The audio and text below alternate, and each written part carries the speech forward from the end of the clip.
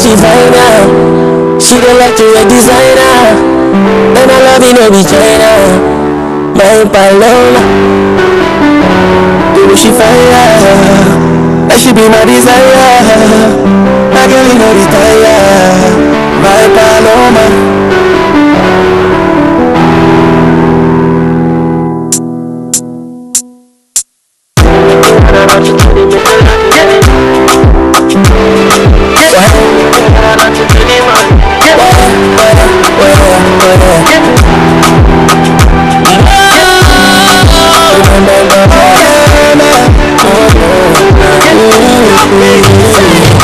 She fine now. She don't like to wear designer. And I love it in designer. My Paloma. Baby, she fine now. And she be my desire. My girl in the fire. Bonjour, bonsoir tout le monde, comment nous bienvenue sur la chaîne là, ou sur la chaîne Haitian Creole. Je te souhaite plaisir pour retourner back ensemble avec une belle vidéo. Pour me connaître, vous avez un pile. Vidéo aujourd'hui, je vais vous montrer nous qui j'ai que nous capables de faire un bon petit épice haïtien bien go. So, pas inquiéter nous pour les têtes frigidaires, si nous connaissons. Frigidaire haïtien, il y a toujours une ça en l'air.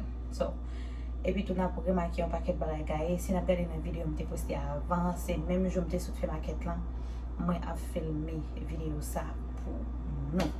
So, on va montrer nous qui j'ai moi-même moi fait épice moi. Et vous même vous tout profiter pour regarder qui j'en fait un bon épice haïtien et tout profiter bon note tout. Quittez un commentaire en bas vidéo pour dire qui sont possédés épices là et bon like partager ça avec vos amis et vos familles. Et si vous avez nous raté, pas hésiter à écrire là-bas dans les commentaires là. Ok, so avant de commencer, je vais montrer nous qui ça que moi gagné pour me mettre dans l'épice là. So dans la vidéo ça ne va pas tout un visage moi. Pas inquiéter nous habitués déjà. Yeah, so je vais montrer nous qui ça que nous va gagner. So guys, ça c'est ça yo tout ça moi gagné pour moi use pour moi pour faire épice là. Bien que nous connaissons déjà, je vais présenter nous tous les ingrédients. Je vais retirer ça là, je vais ajouter ça là. Anyways, tout pas déjà guys. So, ça c'est là là moi pour use. Ça c'est là moi j'ai plus là c'est ce cas les pata compte mais c'est la cote quand même. Ça c'est là moi j'ai pour moi servir et ça c'est gros poireau. Ça c'est petit poireau petit moi use and then ça c'est OK. Yeah, ça c'est petit poireau petit et puis moi gagne poivron ça c'est les piment vert piment douce là puis le monde connaît comme ça et moi gagne piment jaune moi gagne qui piment ça anyways now les pour moi pas côté pas côté gagne piment jaune et puis moi gagne of course moi gagne un bec piment piqué. Moi pas mettre tout piment, pas mettre un bon valet piment parce que moi mes l'épice moi gagne bon petit piment là-dedans. So yeah. And then moi gagne un petit pot de ça yo. Moi gagne un petit pot de ça qui fait ensemble avec base oignon, l'ail, un paquet et puis moi gagne ça pas connait ou capable servir ensemble avec ou capable servir on va dire ça. OK, moi gagne ça, moi gagne petit pot de ça qui gagne là dedans les oignons et moi gagne petit pot de ça. Moi pas manger un petit pot de ça que fait non pas pour trop peu de but si ou gagne nous conserver ou connaît qui gagne un bon taste ou ka mettre les et moi gagne jus citron, moi mettre petit de l'eau citron ça là-dedans. Je pas mettre trop en pile, mais je mettre un petit grasse et moi gagner petit de l'eau ça qui gagne des oranges là-dedans, qui gagne des oignons, qui gagne l'ail, qui gagne tout bagage ça moi a mettre les qui c'est même base ensemble avec ça et moi a mettre petit l'huile ou connaît que pas ka blender puis ensemble avec de l'eau, m'a mettre petit l'huile et ensuite moi gagner vinaigre, m'a pas ajouter un petit vinaigre là-dedans.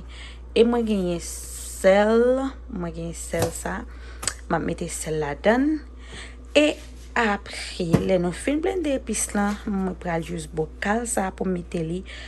Yes, map lavel poske sa mwen te genyen fek fini. Of course, map lavel. Le mwen fin blende epis lan, mwen ap mette l nan sa.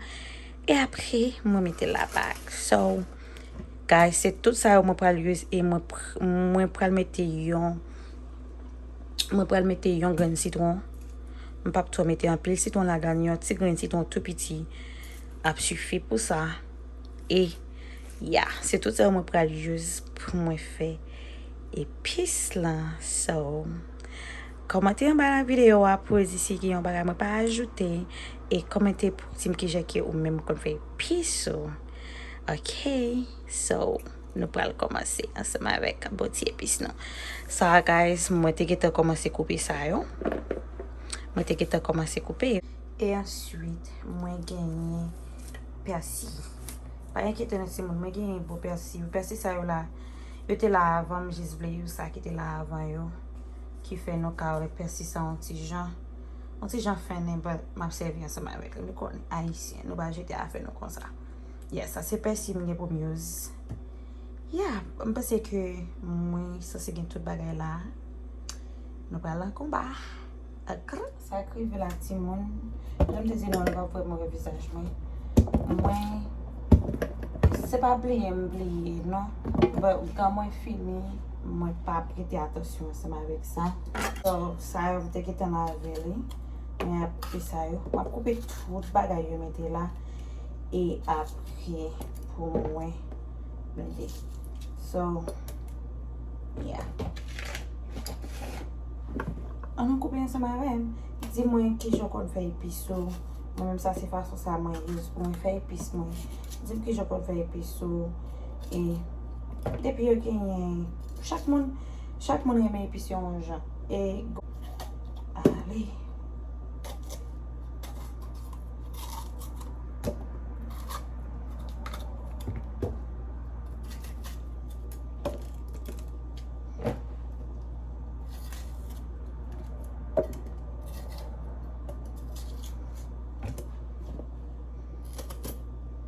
Guys, mwen telman fatike. Mwen nan la ri depi matin. Mwen leve sou depi mwen bal travay. Eske se selman ki konsale nou bal travay, nou travay plus. Lo bal travay, kom si ou fatike plus lo bal travay. Lo bal clock in, lo bal clock out. Ou sa tou travay plus lo itakay. Mwen konen se selman ki konsa.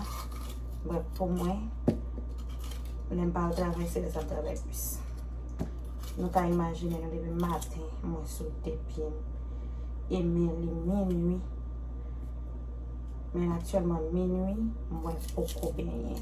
Mwen benye depi a 10 jours ou 11 jours an bagay kon sa. Mwen benye, jiska prezant mwen poko benye ankon so. Depi epis ou pa bon, manjou pa bon. And that's a period. Depi epis ou pa bon, manjou pa bon. Samedi a msi yon de el m konen e ma pouvel. Komante nan seksyon komante la. Di msi m fè mati tout midam ki kon fè manje. Depi epis ou pa bon, ou pa gen manje. Se epis. Yeah, se epis. Epis la jwe yon gwo ton wol nan manje. Gapi m ki kone se pil maiki, pil piment, pil sel ki fè manje nou. Depi ou kon bon baz epis, vyen nou bien trempi. Manjou ap korekt. So guys, finalman mwen resi fin kale lay la. Se lay la ki pran pil tan. Normalman mwen kon mette kek gen lay seman vek pou. But pou lay sa yon pa tro reme pou yon. Mba kon se paske yon la tro lontan. Mba tro reme pou yon. Men lay la mwen fin kale, mwen geta prepare piment. Se bezwen plus mak mette. Sa se piment dosyo, mba rache yon se kas pati pas ti mousou. Pou mette, e pi sa se kout pou ansama vek ti pou piti. E nou pral komanse blende yo ansam. So, kontinye suiv ansama avem, guys.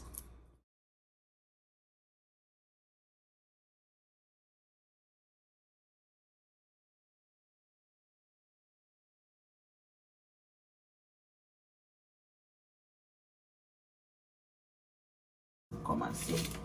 Nou konen blende Walmart sa, yo pa tro poma pou oblige mette bagay yo ti kras pa ti kras.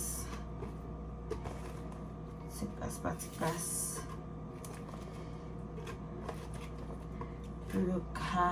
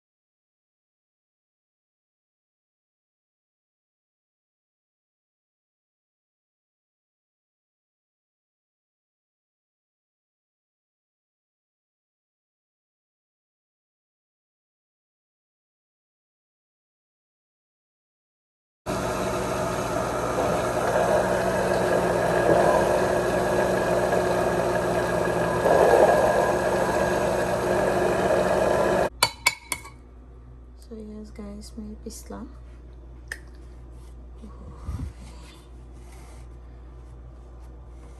May ipis lang guys. Ang bukal ipis. Montrer no visage ipis lang. E ça c'est lui. So yes guys, din ki sa nou panse de ipis la. Bon si ipis. Di pa trop l'eau. Yes, so dim ki sa nou panse de li, ki ten kommentaire, pataje ensemble avec yon zami yon fami ou pa oublier like li, et pom note, ok? So, section commentaire là, on veut que nous pom note. So, merci ensemble avec quand même qui t'a regardé cette vidéo ça.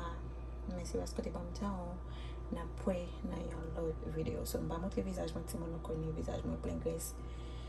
Yeah, so, li fait 1h30 dans matin, mais c'est fini. Yeah, merci ensemble avec quand même qui t'a regardé, n'a pas dans l'autre vidéo, pour l'autre belle vidéo encore. Bye tout le monde.